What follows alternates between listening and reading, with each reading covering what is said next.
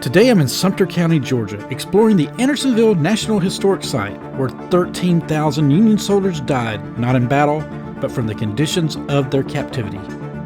On this Memorial Day, we remember all Americans who gave their lives in service to their country. And to those still skeptical about how we talk about the Civil War, yes, once it was the North versus the South. But today, it needs to be about remembrance, unity, and learning from the past so we can shape a better future. I am Danny, and welcome to my channel, Danovator, where my experiences become your adventure. If you like the unique, unusual, and amazing, then you came to the right place. Remember to please subscribe, and please hit that bell so you can be notified when I release my next video. Well, let's go explore.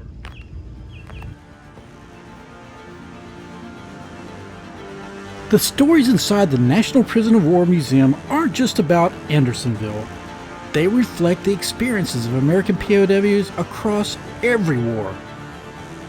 Those who came home and those who didn't. On the walls of the main hallway, the story of Andersonville comes to life. This map shows the size of the prison, 26.5 acres, packed with 45,000 men. At the end of the prison's life in 1865, most of the captives looked lifeless. This was one of the original grave markers. And this is the 1913 Anderson National Cemetery Records of Interment. There's historical relics and stories about many POWs throughout the museum. During the Persian Gulf War in 1991, this flight suit was worn by Flight Surgeon Major Rhonda Cornum of the U.S. Army. The helicopter she was in was shot down. She was captured and was a POW for 8 days.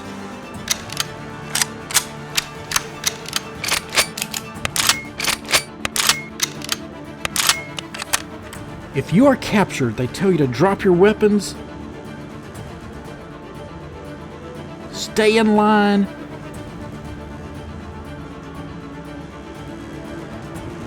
hand over all your personal belongings,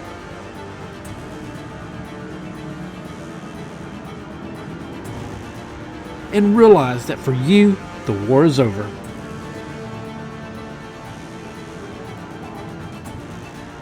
This POW is being shackled at his feet in this cell. This is a reproduction of a tiger cage that some POWs were held in during the Vietnam War. Near the town of Sagan, just outside Berlin, Allied POWs carved a secret tunnel beneath the camp.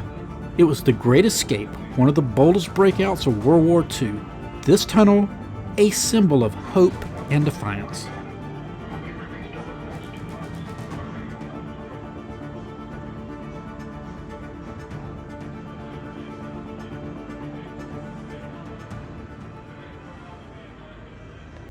And before we continue our adventure to the prison site, here's a glimpse of souvenirs at the gift shop.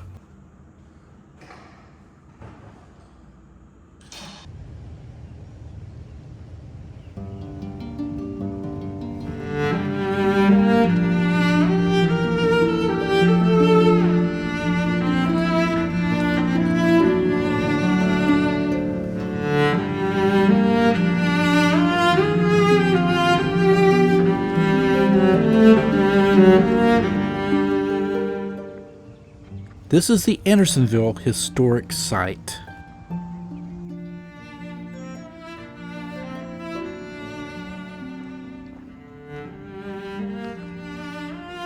Earthwork defenses surrounded the camp. Half of the cannons pointed outward to defend from intruders, while the other half pointed toward the prison just in case of an uproar.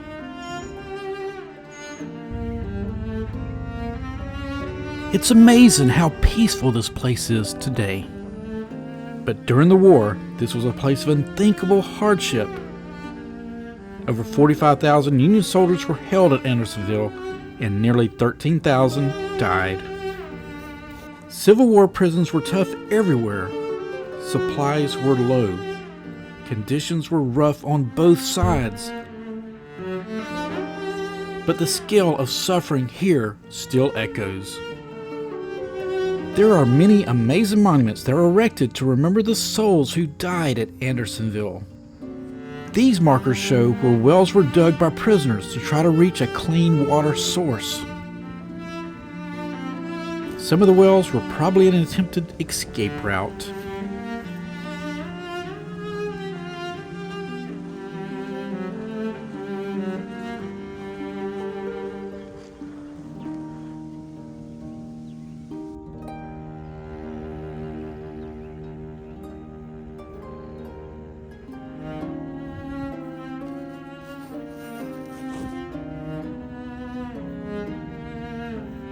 This is a reproduction of what the north gate for the prison would have looked like.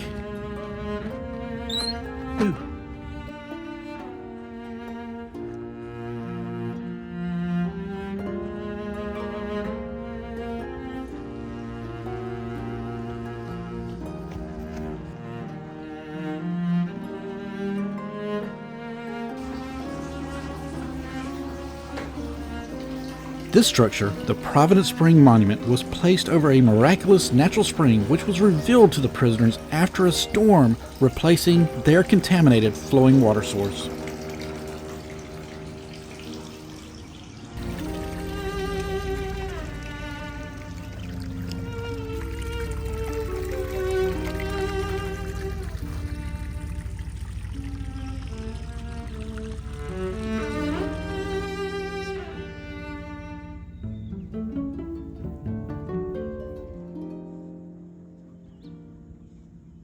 This is the location of the South Gate.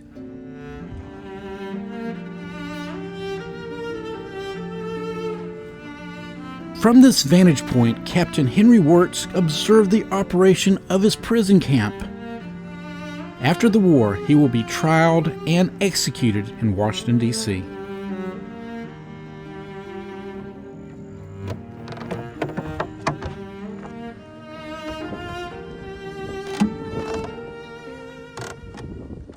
This area is known as the Star Fort and was one of the headquarters of General John Winder and Captain Henry Wirtz.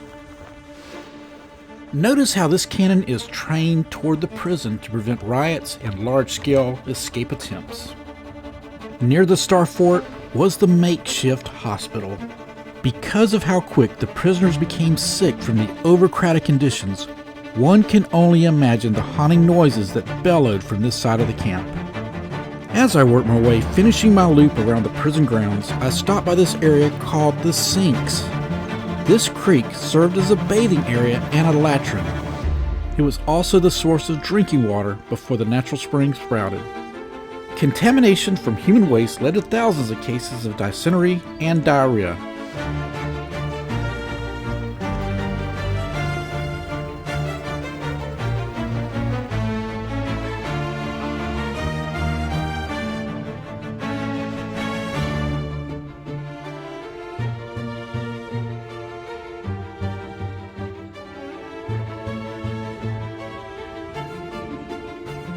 Here's a prisoner's stock. Nobody would enjoy spending time in one of these contractions.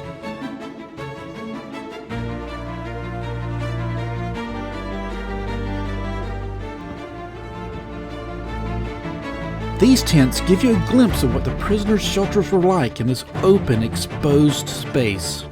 They had to endure Georgia's cold months and the brutal summer. And in today's hot sun, this doesn't really help that much. Now we're going to say goodbye to the old Andersonville prison site and head over to the nearby Andersonville National Cemetery.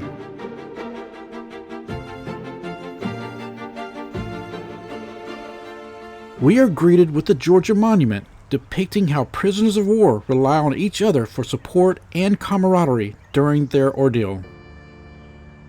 The first grave we will visit is Adam Swarner. He was the first person to die at Andersonville and the first to be buried here on February 27, 1864. He was from Indiana. Placed around the cemetery are more amazing monuments honoring the soldiers who died from their states. This is the New York Monument.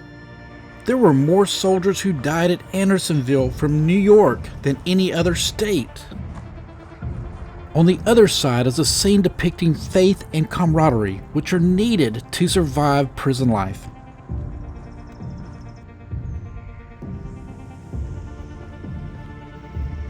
Near the center of the cemetery, there are 6 isolated graves. They were known as the Raiders. On July 11, 1864, they were executed for stealing from and murdering a few of their fellow prisoners. The Stalag 17B monument was placed here to honor all Americans held as prisoners of war in Germany. I was filming my video on Friday before Memorial Day. On Saturday, there would have been a Memorial Day presentation here at the rostrum, and then flags would have been placed on all of the 20,000+ graves. Next to the rostrum is a unique cenotaph, which is a grave marker remembering the dead, but the body is not present. In memory of Colonel Floyd James Thompson, who was the longest held prisoner of war in American history during the Vietnam War. He was released in 1973 and died in July 2002.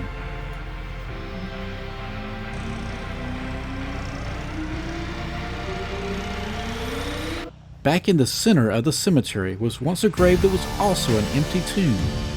It is the grave of Corporal Luther H. Story from Georgia.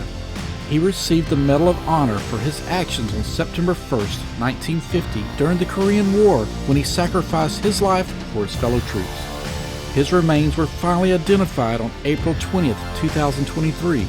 That same year, on Memorial Day, he was re-entered at this spot. Pennsylvania honors the 1,849 soldiers that are buried here.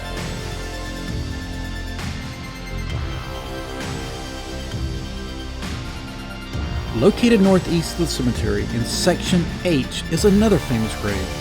Sergeant James Wiley, who fought with the Union Army during the Civil War, received the Medal of Honor on July 3, 1863.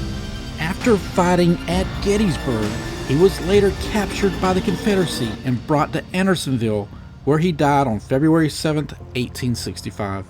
And near Sergeant Wiley's grave is the cemetery's most unusual grave. It is the grave of Corporal Lewis S. Tuttle, a Union soldier from Maine who died at Andersonville on November 30, 1864. It is unsure why the dove sits on watch on his tombstone, perhaps a symbol of peace and freedom from the horrors of war. On the north edge side of the cemetery is this memorial to the unknown soldiers that are buried here. This is the grave of U.S. Navy AOM First Class Theodore Croft.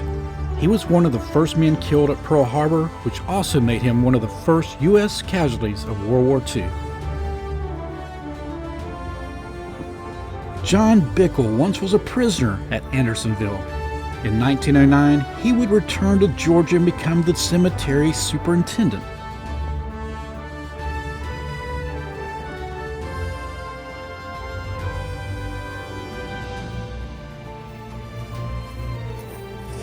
This tombstone is headed to U.S. soldiers. They were unknown and were killed in a tunnel collapse at the Andersonville prison. As you explore the cemetery, you'll notice that some of the grave markers has USCT inscribed on them. Daniel Sanders was a United States colored troop during the Civil War. And you will find quite a few unknown U.S. soldier graves. And here's the graves of 2 soldiers that were shot by friendly fire during the capture of the Confederate President Jefferson Davis in May of 1865. They were J.W. Hines and Philip Stewart, both of Indiana.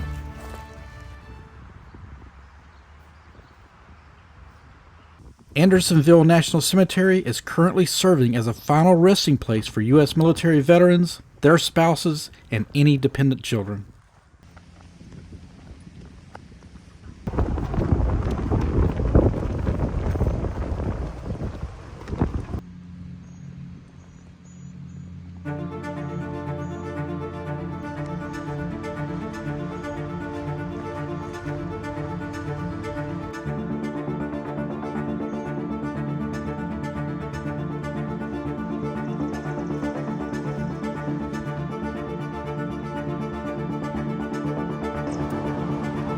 hope y'all enjoyed my Memorial Day video. If you did, make sure you give me a big thumbs up.